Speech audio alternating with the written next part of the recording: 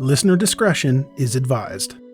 Hello and welcome to True Crime, the podcast that helps you find new, emerging, and undiscovered true crime podcasts.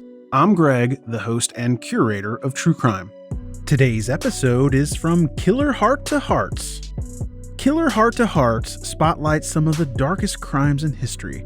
Some rock the world, others have been buried deeper than their victims. Journey with them through the brutal side of humanity. If you like today's episode, make sure to check out the episode description for links to subscribe. All right, let's get this show started. Begin. Chris Coleman had spent his entire adult life protecting others. First as a United States Marine, and then as a security expert for one of the world's richest evangelical ministries. But never before had people so close to him needed his protection. But from whom? This is Killer Heart to Hearts.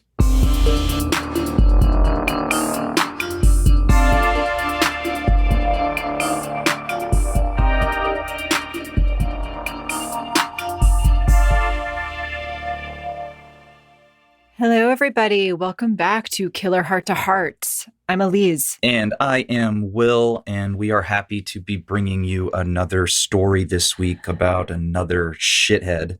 Yeah, I don't know if happy is the right word, but, it is good to bring light to these situations. This one's particularly troubling, not only because of, the horrors that were inflicted upon the victims, but also, God, it's just like a level of cowardice in this story that really, really takes it to another level. Yeah. It reminds me of a previous episode that we actually did that was a two-parter as well. I feel like I shouldn't say which one until the very end, but yeah, I'll say which one it reminds me of. But It's crazy that these cases are similar. Yeah. As with a lot of cases that we deal with. It's like, wait, have we covered this one already? Nope, this is a brand new case. Yeah, and I didn't really expect for this at first to be a two-parter. I didn't plan for it to be a two-parter. I wanted to be just a one-off, but there's a lot to the story. Like an onion, like a rotten, rancid onion. There are many levels to this nonsense and just complete tragedy. Yeah. And you have definitely done a very thorough deep dive into it. Yeah. I mean, honestly, if we were a different formatted podcast, this could be a whole season. Yeah. This could easily be a 6 to 8 episode in-depth exploration of this case. Yeah. Without difficulties. But, we didn't want to do that. So I broke it up into two, and this first episode is going to be the lead up and the discovery of the crime. And then next week we're going to come back to it, and we're going to finish off the investigation and how the case ended. Yeah. So cliffhanger. Yeah. You've been warned. You have been warned. This is going to be one where you're going to want to make sure that you catch next week's episode as well. So without further ado, let's get into part 1 of The Bodyguard. It was May 5th, 2009, around 5:45 a.m. when Chris Coleman, personal security guard for world-renowned Christian televangelist Joyce Meyer, made his way into the morning mist, heading to the gym as he had many times before. And whether it was a lack of morning coffee or residual slumber, he almost didn't see it before it was too late. As he backed out of the driveway, he would later recall an unusual car appeared, dark, speeding. Chris had to hit the brakes to let it pass. Odd, he thought. Not the typical flow of morning traffic on the quiet streets of Columbia, Illinois, about 15 miles across the Mississippi River from St. Louis. The kind of place where children played outside and doors and windows were left unlocked. Crime simply didn't happen here. But this was not to be a typical morning. Chris Coleman was born the son of not one, but two evangelical pastors, Ron and Connie Coleman, in Monroe County, Illinois. He and his brothers were raised in their parents' non-denominational Christian church, where they were taught conservative values by way of the teachings of the Bible. It has even been reported that Chris and his brothers often spoke in tongues. A sensitive child, young Chris was reserved, shy even, and seemed to lack the rough and tumbleness of the other boys his age. Couldn't stomach hunting, and his lack of toughness robbed him of any self-confidence. His parents noticed it too, vowed to do something about it. Gotta toughen him up, they thought. After all, it's a harsh world. Although the details of how they went about doing this remain unclear, Chris did develop into a relatively normal, if not still reserved, athletic young man. Even still, there was always that voice inside, fomenting self-doubt. Had he done enough? Was he stoic enough? Tough enough? Perhaps one last gesture to serve as proof. So shortly after high school, Chris Coleman joined the Marines. Doesn't get much tougher than that.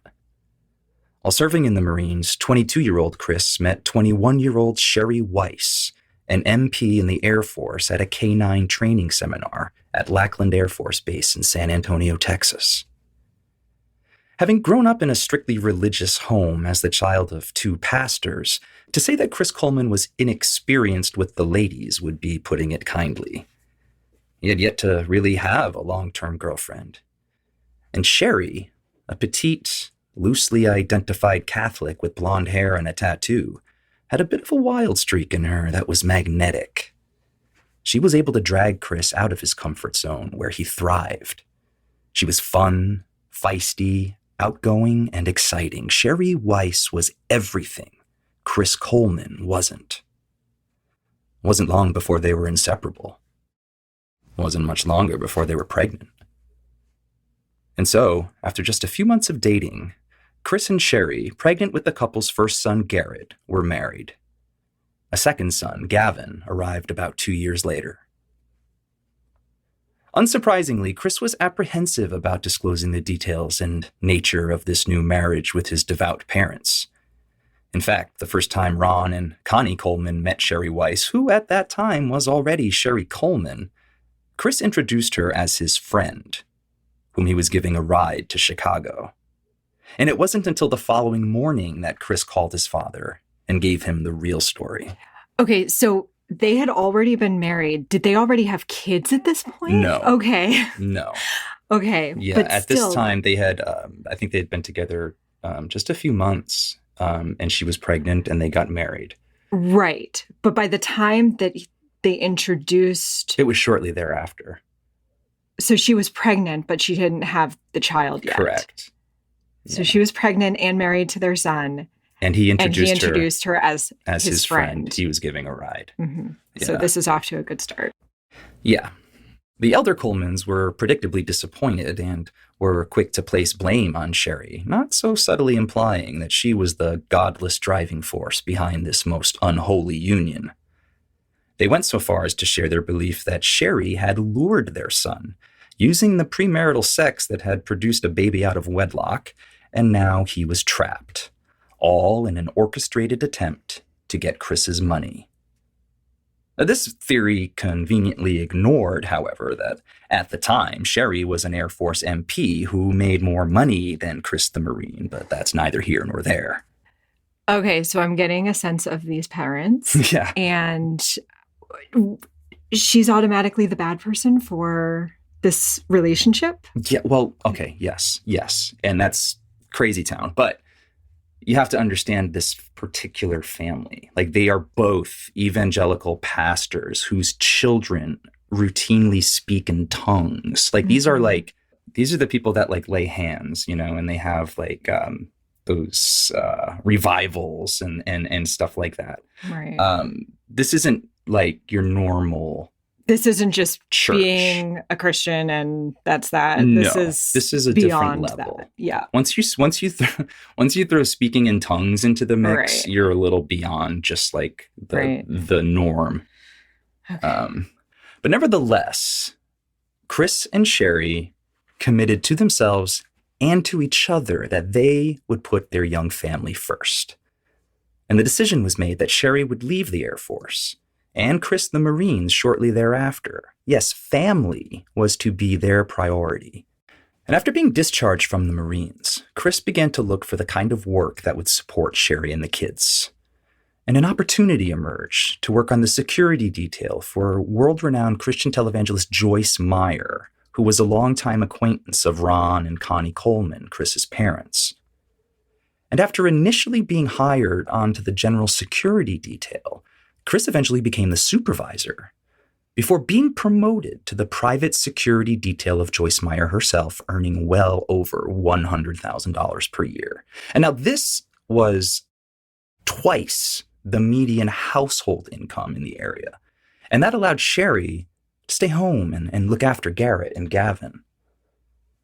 So they bought a well-appointed 2-story home in Columbia, Illinois, near to where Chris's parents lived. Sherry, possibly in an effort to recast herself in the eyes of her new unimpressed in-laws, became a born-again Christian and was very active in the church where they all worshiped, donating her time and money for fundraising projects to help those in need. Yes, everything was coming together. And then the letters started showing up. The first was an email sent in mid-November 2008 to Chris Coleman, Joyce Meyer, and her son. And in it, the author directs his or her anger at Joyce Meyer while issuing threats directed not at her, but at Chris Coleman and his family. The letter read in part, quote, "Tell Joyce to stop preaching the bullshit or Chris's family will die. I will kill them all as they sleep." This is some anonymous letter that's This was the first targeting- email. Yeah. That was just sent to Joyce, to Chris, and to Joyce's son. And how many other people were working for her? At the time, I don't know. But we'll get into a little bit more about Yeah. that. Okay. And the email address that this first email came from and the subsequent emails came from was, I think it was destroychris@hotmail.com or something like that. Whoa. Okay. So it was targeted at Chris for the actions of Joyce, Right. if that makes sense. Yeah. Yeah. So other profanity-laced emails followed, threatening Chris and his family if Joyce won't do this or do that, indicating they know Chris's schedule, when he's home and not home, and saying that they may not be able to get to Joyce, such that Chris and his family will have to pay the price. They will be punished. So was there like some special relationship because usually when like there's a target like that, it's because that person that they're threatening, in this case Joyce with, is someone really close to her. So, like someone that she would absolutely do anything for. Right. Yes. But there's also another profile of someone who might send something like this to a world famous evangelist, Mm-hmm. Because the threats were pointed, direct, and specific, and they were surely the work of some deranged religious fanatic out for revenge after what was undoubtedly an entirely imagined grievance against Joyce Meyer. And that's all too common in today's world of mega churches and religion for profit. And Joyce Meyer had made millions of dollars through her ministry. And there were vocal critics who believed that she had misused those funds, using them to support her own extravagant lifestyle. And it's not at all unusual for her to receive nasty emails and letters, even threats of violence. But it was wholly unheard of for those threats to be directed at a specific employee. Had never happened before, ever, that Joyce Meyer could remember when Chris Coleman told her about them. And over 900 previous employees. Whoa. Yeah. She's employed over 900 people And this is the first time that's ever happened. This is the first time it's ever happened, yeah. Where the threat, not the first time that she's gotten threats, but the first time that an employee... That the employee had gotten these threats. So obviously this person who's making these threats is fucking crazy. Like, why would you pick one person? Right. And not the next person? Right, exactly. It's not like Chris Coleman is the only person on her security detail. Well, that's what I was getting at, is like, this sounds like, I mean, if he was like a son figure or something, you know, something that would connect him closer to her than any other employee. Not really. You know, as I mentioned, Ron and Connie Coleman, Chris's parents, were longtime acquaintances of Joyce Meyer.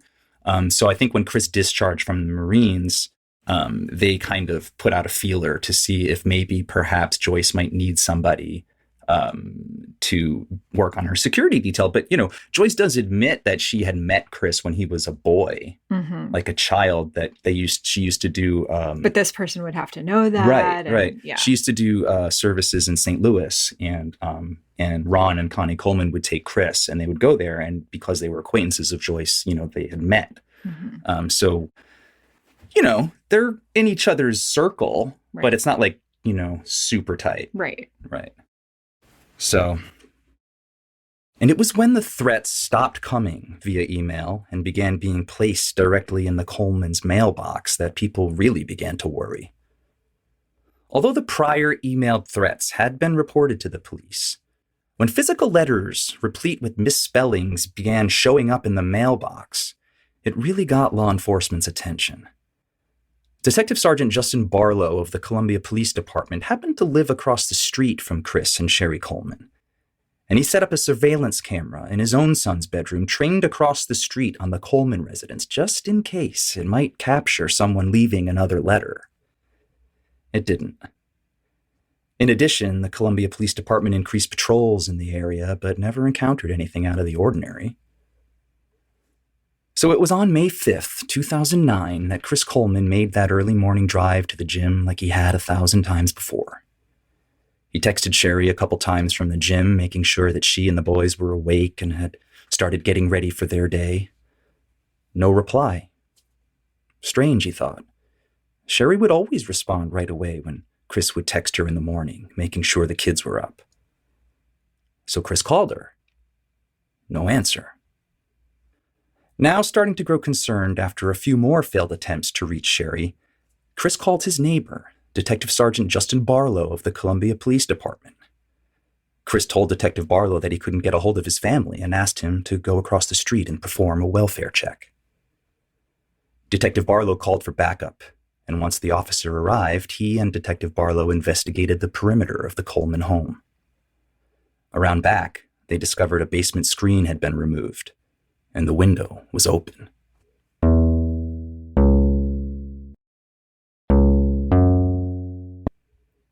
After again calling for additional backup, the two men proceeded to enter the Coleman home through the open basement window and began methodically working their way upstairs, searching each room as they went. And when they got to the main living level, they discovered disturbing messages written on the walls in bright red spray paint, including, "Punished, I am always watching, and you have paid." A search of the upstairs of the home led to the discovery of the bodies of Sherry, Garrett, and Gavin Coleman, all found dead in their beds, their bodies gray and growing cold and stiff to the touch, apparently strangled by a cord or rope, judging by the ligature marks around their necks. This was up close. This was personal. Partially covering one of the boys was a white sheet with the words, "Fuck you," spray painted on it, in that same bright red spray paint from the walls downstairs, some of the paint having spilled over onto the boy's skin itself. Wow. Yeah. And there were multiple ligature marks on the neck of Sherry Coleman, indicating she had put up a fight. She was also beaten. Everyone's worst fears had been realized, and it appeared that whomever had been sending those threats to Chris had made good on them. When Chris arrived at home at 6:56 a.m., he was told that he could not enter the house. He waited outside. Finally, the police chaplain broke the news to Chris that his wife and sons had been murdered. Distraught, Chris fell to the ground, sobbing.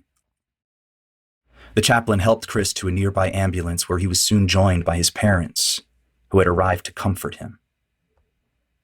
And as the chaplain sat there in the ambulance, he too did his best to comfort Chris, who at times was so inconsolable that the chaplain almost didn't see them. Right there, on Chris's hands and arms, were those scratches? When asked about them by the police chaplain, Chris said that he didn't know how he had gotten them, before he began punching the gurney over and over. Now, why would he do that? Why indeed? Another good question for Chris would be why the basement window that the murderer apparently had used to enter the Coleman home that morning showed no signs of forced entry.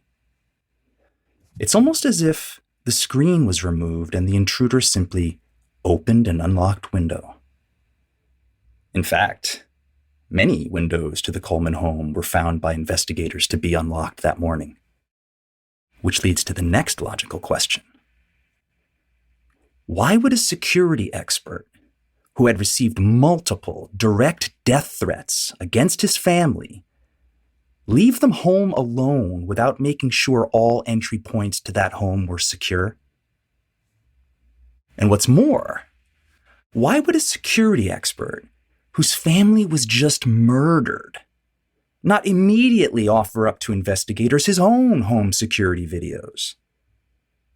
It wasn't until Chris Coleman was asked about his security system that he discovered the tape had been removed, apparently by the intruder.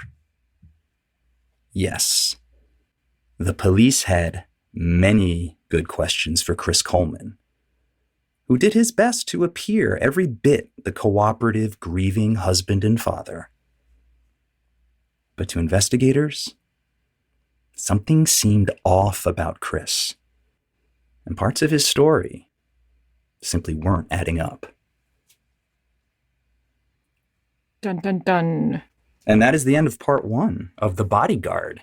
So, yeah, this is, I mean, we've all seen enough Dateline episodes. We've all seen, you know, enough of these cases that I had a feeling this is where it was going to go in the direction. Well, sure. We'll see, you know, what part 2 brings to the table. But I mean, there's just a lot about this guy that is just, it begs to wonder, like, the background. It brings me back to when you were saying that his parents did something to toughen him up. And I wonder, like, what that is. You know, you had said that there's not much information about what happened. But all of a sudden he toughened up and he became a quote unquote normal kid. Mm-hmm. But I wonder what that means. I do too. I can't imagine it's anything good. Right. I don't know. They reportedly never discussed what it was that they did to toughen him up. And that's never good. No. And, you know, I mean, this reminds me of the case that we did last season called the Green Beret Killer. Yeah. Lot of similarities. Yeah. Very, very similar. And that case, you know, I still question who the killer was. Right. Yeah. I'm not sure how this one ends. I do not. Right. I am hearing it as you guys are hearing it, so I'm not sure the second part. I can tell you that the ending is completely different. I can tell you that there is no ambiguity about who the murderer is. Okay. But there is a shit ton more to this story. Part 2 is crazy. There's just so much detail and so much point and counterpoint to the resolution of these murders. yeah, I'm just excited to tell the story. Yeah, I mean, there has to be, because it's like, how does an evangelical son who's this perfect ex-Marine, wife and 2 kids, and it's like, how does that happen? Look, I mean, there's an old saying, what is repressed gets expressed, and when you grow up in an environment like that, and then you're presented with everything that you've been warned about, you know what I mean? Like, Chris had never really had a girlfriend until he met Sherry, and he meets Sherry, and she's this little firecracker. She's this tiny little blonde-headed, feisty, sexy girl with tattoo. You know what I mean? The antithesis of what exactly. his parents would ever want. Exactly. And then just look what happened. But immediately he was having premarital sex. They had a baby out of wedlock, and he married the girl and then lied to his family about it in the matter of months. But at the same time, here's what's interesting is, as he is seemingly making a switch for the worse, she is seemingly becoming a devout, born-again Christian and doing all the right things to be a part of this family. Exactly. So it's just like this odd dichotomy between these two, and how they're switching. Yes, she made all of the changes that, let's be honest, she didn't have to, divine what these changes are. I'm sure Ron and Connie Coleman made it very clear what was expected of her. She was probably told that you have to join this church, you have to do this, that, and the third. But it sounds as though she did it all. And by all accounts, it wasn't just her being forced to. Like, she wanted to make these changes to better fit into the new family that she was making. Yeah. The sacrifices that she did. Right. And it brought her joy to help people. Yeah. It truly did. Like, she became a different person. She was this wild streak, fun-loving, feisty thing, and then she adapted herself to fit in to her new family, and she devoted to it, and she gave up everything for it, and she, in a sense, became a different person. Mm-hmm. But is that a good thing? Well, I was just going to say, yeah, is it a good thing? I mean, when you meet someone and they're a certain way, and then you progress with them in life, and then they're not that certain way anymore. There are some people who can't adapt with them, where the whole time they're going to be longing for what was before. Yeah. And who was before. They fell in love with a certain person, and that person's changed, even though they changed for you. And even though the changes they made were to become your wife and the mother of your children. Yeah. Some people, particularly those who had a lot of repressed feelings and emotions when they were kids, they can't handle something like that, because it was that excitement. It was that difference that led to their relationship in the first place. Right. So it's like, what's repressed gets expressed. So if he's repressing all of these feelings, then he gets to express them. But then all of a sudden, the person he's expressing them to isn't receiving them the same way, or isn't participating the same way. That could be a big problem. And not to put anything out there about my religious beliefs or anything. I don't practice any particular religion, but it just, I think when there is an expectation of someone being a certain way to fit into your religion, that's never necessarily a good thing, because you are making them be someone who they're not. Yes. And it just feels like that goes against religion in its essence. Yeah, you're right. I mean, people should love people for who they are, not who they think they can shape them into. You know what I mean? And honestly, truthfully, I don't think that Chris was really trying to shape Sherry into anything. I think Chris liked Sherry the way that she was. I think it was Chris's parents who put the pressure. Yes. Yeah. And he was in too deep with Sherry anyway. I mean, Well, he's way over his head. I mean, think about that. This is his first girlfriend, and within 3 months, he's married with a child on the way. Right. It's not like he could just break up with her after his parents found out, and he was like, oh, no, I made a mistake. Right. I think we should end this. Like, she's pregnant. He wasn't going to abort the baby. Right, exactly. You know what I'm saying? Exactly. That goes against everything. They weren't going to have a baby out of wedlock. Mm-hmm. They were going to have the child out of wedlock. So they had a shotgun marriage that they didn't invite the parents to, and the parents were pissed. And this is out of character for Chris. You know what I mean? Like, Chris is not this guy. This is the guy that Chris became when he met Sherry. Mm-hmm. And Sherry, for her part, thought he was a quiet, goofy guy. Like, she liked Chris the way he was. And Chris liked Sherry the way Sherry was. But I don't think Chris's parents liked either of them when they were together, or what either of them were together, Yeah. Anyway, yeah. All right, guys. Well, that is part 1 of The Bodyguard. Thanks for listening, and make sure to tune in for the next episode of Killer Heart to Hearts.